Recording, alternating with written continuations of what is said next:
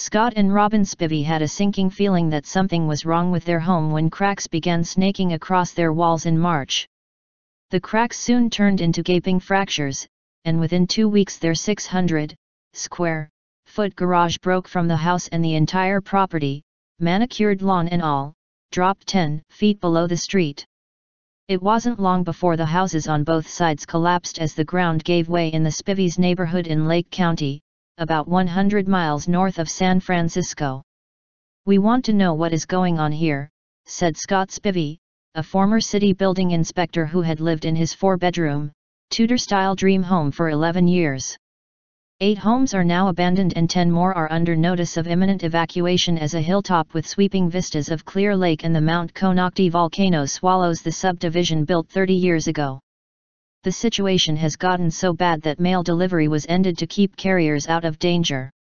"It's a slow-motion disaster," said Randall Fitzgerald, a writer who bought his home in the Lakeside Heights project a year ago.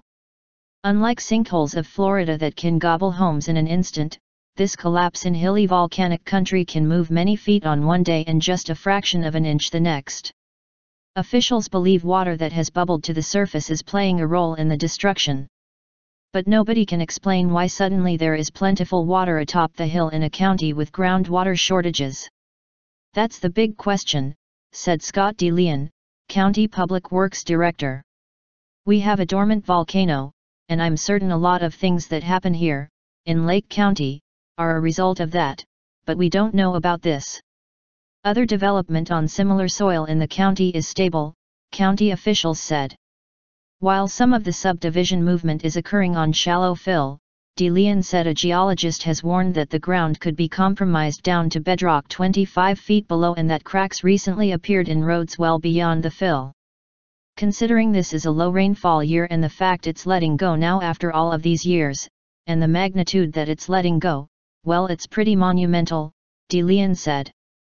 County officials have inspected the original plans for the project and say it was developed by a reputable engineering firm then signed off on by the Public Works Director at the time.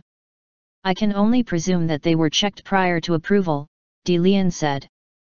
The sinkage has prompted county crews to redirect the subdivision sewage 300 feet through an overland pipe as manholes in the 10-acre development collapsed. Consultant Tom Ruppenthal found 2 small leaks in the county water system that he said weren't big enough to account for the amount of water that is flowing along infrastructure pipes and underground fissures, but they could be contributing to another source. "It's very common for groundwater to shift its course," said Ruppenthal of Utility Services Associates in Seattle. "I think the groundwater has shifted. If the county can't get the water and sewer service stabilized," DeLeon said, "all 30 houses in the subdivision will have to be abandoned." The owners of 6 damaged homes said they need help from the government. The Lake County Board of Supervisors asked Government Jerry Brown to declare an emergency so funding might be available to stabilize utilities and determine the cause of the collapse.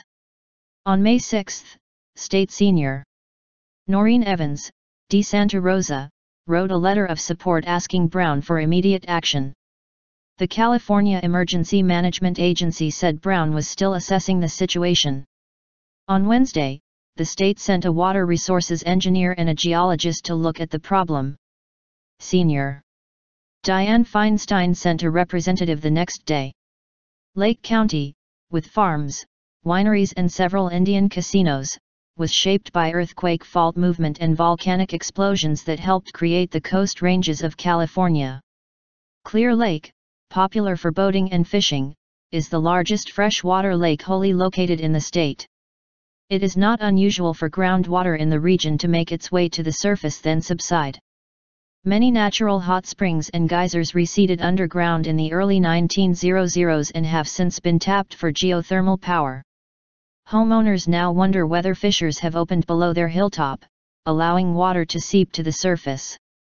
But they're so perplexed they also talk about the land being haunted and are considering asking the local Native American tribe if the hilltop was an ancient graveyard.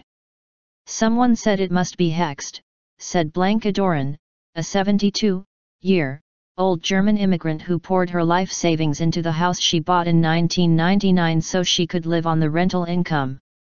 The home shares a wall with her neighbor, Yagdir Singh, who had 2 days of notice to move his wife, 4-year-old daughter and his parents before the hill behind the back of his home collapsed, taking the underside of his house and leaving the carpet dangling. Doran is afraid that as Singh's house falls it will take hers with it. Already cracks have spread across her floors. Damaged houses in the subdivision have been tagged for mandatory removal, but the hillside is so unstable it can't support the heavy equipment necessary to perform the job. This was our first home, said Singh, who noticed a problem in April when he could see light between the wall and floor of his bedroom. A geotechnical company offered no solutions. We didn't know it would be that major, but in 1 week we were gone, he said. So far insurance companies have left the owners of the homes, valued between $200,000 and $250,000, or twice the median price in the county, dangling too. Subsidence is not covered, homeowners said. So until someone figures out whether something else is going on, they'll be in limbo. It's a tragedy, really, contractor Dean Pick said as he took photos for an insurance company. I've never seen anything like it. At least that didn't have the Pacific Ocean eating away at it.